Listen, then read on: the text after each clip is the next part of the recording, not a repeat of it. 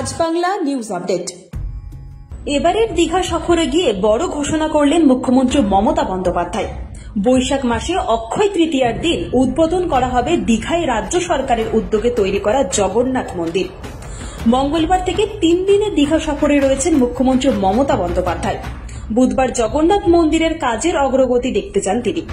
সেখান থেকে বেরিয়ে মুখ্যমন্ত্রী বেশ কিছু ঘোষণা করেন, যার মধ্যে সবথেকে গুরুত্বপূর্ণ হল দীঘার জগন্নাথ মন্দিরের উদ্বোধনের ঘোষণা। তিনি আরো বলেন, এবার থেকে দীঘায় রথযাত্রা শুরু হবে দীঘার জগন্নাথ মন্দির থেকে। সোনার ঝাড়ুর জন্য নিজের ব্যাংক অ্যাকাউন্ট থেকে 5 লক্ষ টাকা দেবেন বলেও ঘোষণা করেন মুখ্যমন্ত্রী। এদিন কথায় কথায় মুখ্যমন্ত্রী বলেন, সমুদ্র সৈকতে একটি জগন্নাথ মন্দির তৈরি করব বলে ঠিক করেছিলাম। আমার সঙ্গে সেদিন সরকারি আধিকারিকেরাও ছিলেন। 3 বছর পর সেই কাজ শেষ হলো।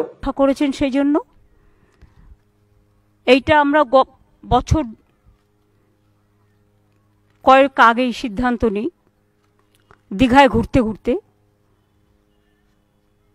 যে আমরা সমুদ্র সৈকত সরণিতে একটা জগন্নাথ মন্দির করব। তখন আমরা পুরীর জগন্নাথ মন্দিরের যে হাইট, সেই হাইট অনুযায়ী আমরা এটা করব বলে ঠিক করি। আমি নিজে জায়গাগুলো ভিজিট করি, আমার সাথে গভর্নমেন্টের সব অফিসাররাও ছিল।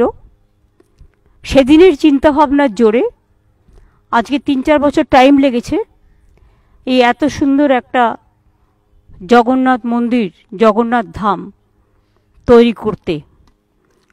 এবং পুরীর সাথে নিশ্চয়ই আমরা তুলনা করব না, কারণ ওদেরটা ওদের মতো, আমাদেরটা আমাদের মতো। ওদেরটা রাজারা করেছেন দীর্ঘদিন আগে, আমাদেরটা আমরা সরকারের পক্ষ থেকে করছি। টোটাল টাকাটাই সরকারের।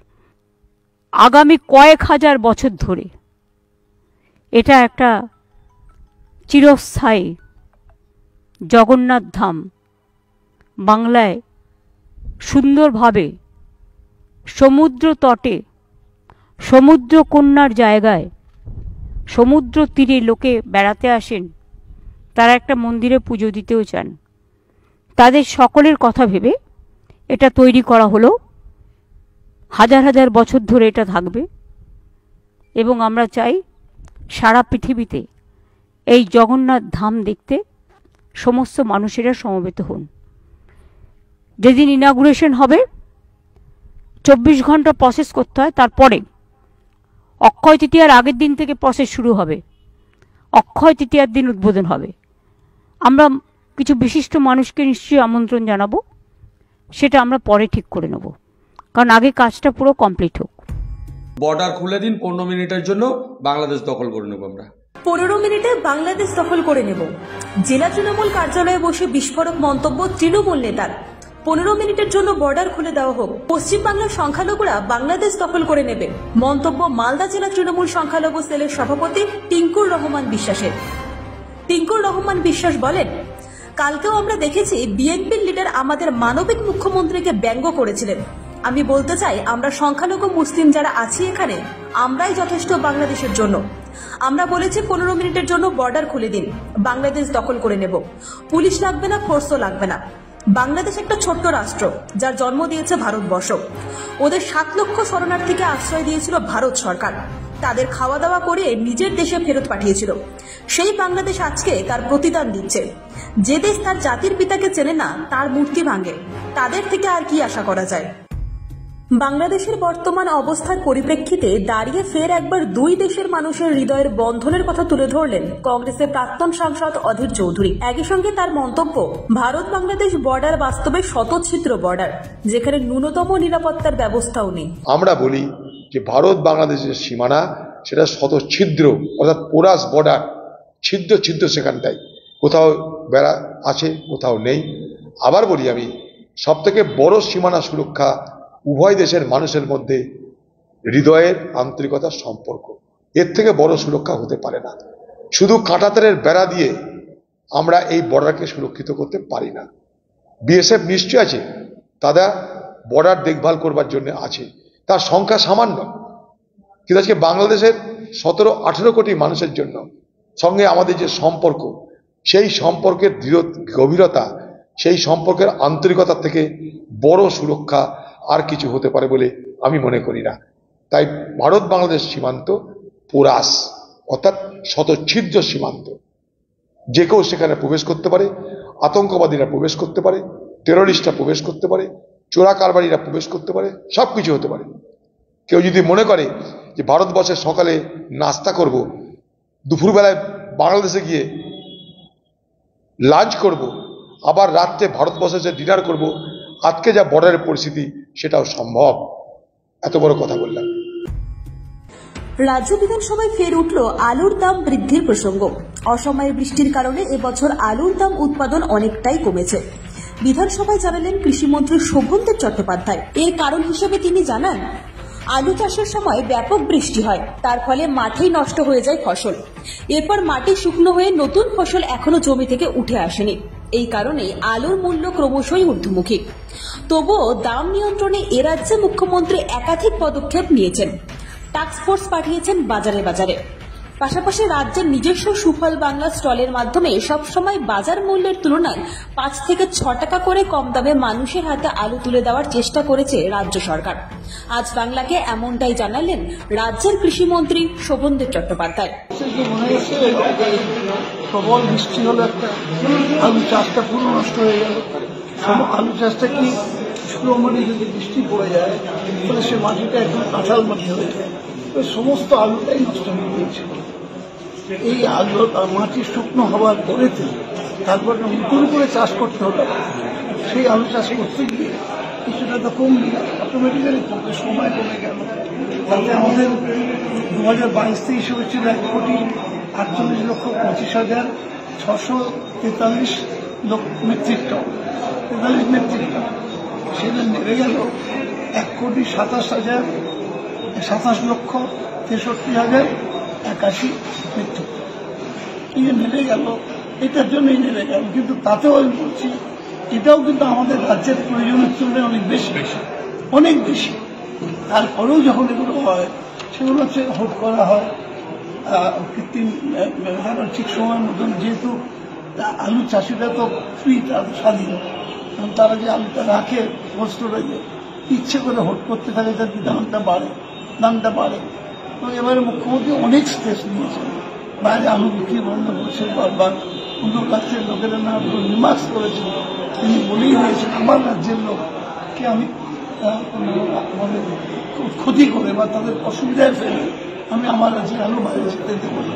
স্টেপ নিয়েছেন তিনি, টাস্ক ফোর্স তৈরি করেছেন, বাজারে বাজারে লোক পাঠিয়েছেন। গ্রামাঞ্চলে দামটা বাড়েনি, বেড়েছে শহরাঞ্চলে।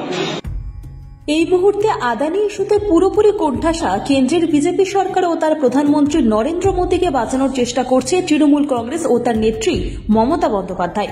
এমনই অভিযোগ আনলেন পশ্চিমবঙ্গ প্রদেশ কংগ্রেসের মুখপাত্র সৌম্য আইচ রায়। তৃণমূল দল উঠে পড়ে লেগেছে, বলতে চাইছে যে ইন্ডিয়া জোটের নেতৃত্বে মমতা বন্দ্যোপাধ্যায়কে আনতে হবে। মানে আর তর সইছে না আর কি, পুরোপুরি নরেন্দ্র মোদীর হয়ে এখন ব্যাট করতে নামতে হবে। নরেন্দ্র মোদী এখন ব্যাকফুটে চলে গেছে। পার্লামেন্টে আদানি ইস্যুতে যখন রাহুল গান্ধী, প্রিয়াঙ্কা গান্ধীর নেতৃত্বের সমস্ত কংগ্রেস ঘিরে ধরেছে, সেই বিক্ষোভে যাচ্ছেন না, সেফটি ভালভের কাজ করছেন। মানে এই বিক্ষোভটাকে প্রশমিত করার জন্য এখন ঐক্য যেটা ইন্ডিয়া জোট, সেটাকে দুর্বল করার চেষ্টা করছে। আচ্ছা, আমি প্রশ্ন করছি, মাননীয় মুখ্যমন্ত্রী মমতা বন্দ্যোপাধ্যায় বলেছিলেন না যে আমি ইন্ডিয়া জোটের নেত্রী? উনি কি গেছিলেন এই 4টে বিধানসভা নির্বাচন, মহারাষ্ট্র, হরিয়ানা, জম্মু কাশ্মীর, ঝাড়খণ্ড, একটা নির্বাচনী প্রচারে কোথাও ইন্ডিয়া জোটের হয়ে প্রকাশ্যে সভায় বিজেপির বিরুদ্ধে ভোট চাইতে? উত্তর না। কোথাও লিখিত আবেদন যে ইন্ডিয়া জোটকে ভোট দিন? উত্তর না। ঝোলা থেকে বেড়াল বেরিয়ে পড়েছে দিদিমণি। তাই আপনি এখন দ্বিচারিতা করছেন, তৃণমূল এখন দ্বিচারিতা নেমেছে, এখন সেফটি ভালভ খুঁজছেন। মানে বিজেপিকে এখন বাঁচাতে হবে, রেস্কিউ অপারেশন। বিজেপির পার্লামেন্টে রেস্কিউ অপারেশন টিমের নাম তৃণমূল কংগ্রেস। মুখ্যমন্ত্রী মমতা বন্দ্যোপাধ্যায়ের কড়া নির্দেশিকার পরও দুর্নীতির অভিযোগ তুলল নানুর বিধানসভার বোলপুর থানার অন্তর্গত বাহিরি গ্রামের চাষিরা। সরকারিভাবে ধান বিক্রি করতে এসে হয়রানির শিকার বোলপুরের চাষিরা। দুর্নীতির অভিযোগ তুলে ধান কেনাবেচা বন্ধ করে দিয়ে ব্যাপক বিক্ষোভ দেখান চাষিরা। অভিযোগ, প্রতি কুইন্টাল ধানে 5 থেকে 7 কিলো করে বাদ দিতে হবে, এই নিয়মেই ধান কিনছিল বোলপুরের মহানন্দা রাইস মিল। এই ঘটনায় প্রশাসনের তরফে অভিযোগ খতিয়ে দেখার আশ্বাস দেওয়ার পর ঘটনাস্থলে এসে পৌঁছান আধিকারিকরা। দিন কয়েক ধরে বোলপুর শ্রীনিকেতন ব্লকের কৃষি মান্ডির তত্ত্বাবধানে বাহিরি গ্রামের সরকারি সহায়ক মূল্যে ধান কেনা বেচার কাজ চলছে। বুধবার ধান কেনার সময় দুর্নীতি করা হচ্ছে বলে ব্যাপক বিক্ষোভ দেখান চাষিরা। সরকারি নির্দেশ মতো যে স্থানে ধান বেচা কেনা হবে সেখানে সিসিটিভি ক্যামেরা রাখতে হবে, সরকারি মূল্যের তালিকা সহ রাখতে হবে বেশ কিছু নিয়মাবলী, কিন্তু এখানে সেই কোনো নিয়মই পালন করা হচ্ছিল না বলেও অভিযোগ করেন চাষিরা। ধান কেনাবেচা সহ সরকারি নিয়ম না মানাকে কেন্দ্র করে ব্যাপক উত্তেজনার পরিস্থিতি সৃষ্টি হয় এলাকায়। ঘটনাস্থলে এসে পৌঁছান জয়েন্ট বিডিও বোলপুর সহ কৃষি আধিকারিকরা।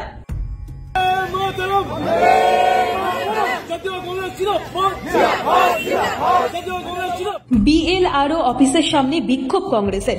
রাজ্য জুড়ে ভূমি ও ভূমি রাজস্ব দপ্তরে ব্যাপক দুর্নীতি চলছে বলে অভিযোগ, আর তারই প্রতিবাদে পথে নেমে আন্দোলন শুরু করলো শ্রীরামপুরের কংগ্রেস কর্মী সমর্থকরা। শ্রীরামপুর কোর্টের সামনে কংগ্রেসের তরফে বিক্ষোভ প্রদর্শন করা হয়। পরবর্তী সময়ে বিএলআরও অফিসে স্মারকলিপিও জমা দেয় কংগ্রেস কর্মীরা।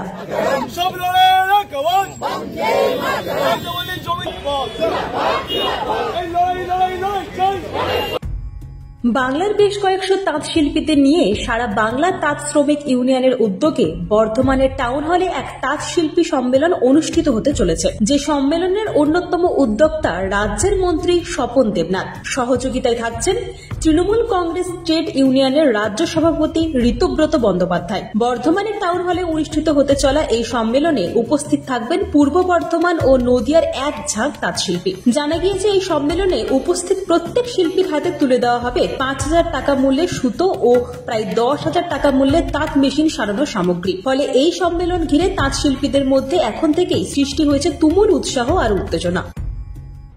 বাস যাত্রীদের সুরক্ষাকে মাথায় রেখে এবার যাত্রী সাথী অ্যাপস অন্তর্ভুক্ত করতে চলেছে পরিবহন দপ্তর।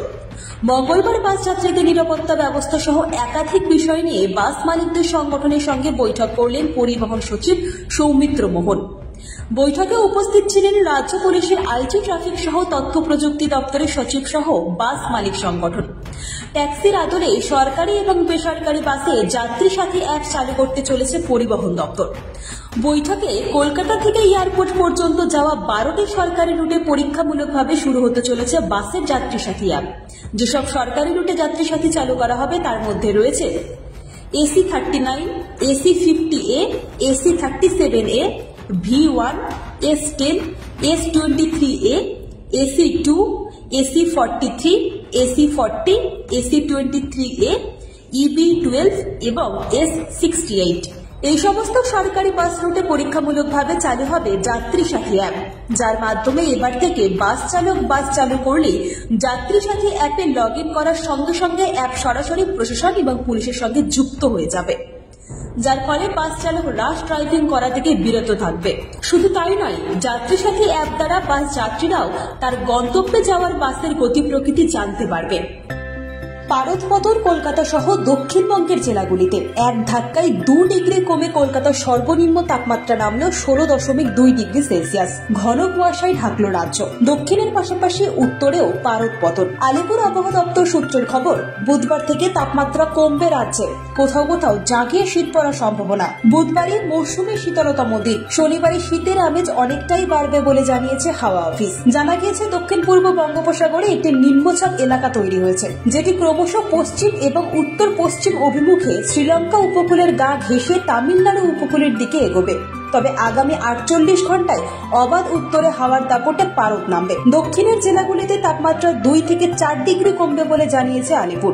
আপাতত রাজ্যের সর্বত্র জায়গায় শুষ্ক আবহাওয়া থাকবে। সকালের দিকে ঘন কুয়াশার চাদর থাকতে পারে বঙ্গে, তবে কোথাও বৃষ্টির কোনো সম্ভাবনা নেই। পাশাপাশি উত্তরবঙ্গেও আগামী 2 দিনে তাপমাত্রা 2 থেকে 4 ডিগ্রি সেলসিয়াস কমবে। উত্তরবঙ্গের 4 জেলাতেও ঘন কুয়াশার পূর্বাভাস দিয়েছে হাওয়া অফিস। কুয়াশা হবে দার্জিলিং, উত্তর দিনাজপুর, দক্ষিণ দিনাজপুর এবং মালদহে। কুয়াশার কারণে দৃশ্যমানতা 199 মিটার থেকে 50 মিটার পর্যন্ত নেমে যেতে পারে। সেজন্য সকালের দিকে বাড়তি সতর্কতা অবলম্বন করতে বলা হয়েছে। আজ বাংলা নিউজ আপডেট আজ এই পর্যন্তই। প্রতিটি খবরে দ্রুত আপডেট পেতে এখনই ফলো করে রাখুন আমাদের ফেসবুক পেজ, সাবস্ক্রাইব করুন আমাদের ইউটিউব চ্যানেল। এতক্ষণ আমাদের সঙ্গে থাকার জন্য আপনাকে জানাই আন্তরিক ধন্যবাদ।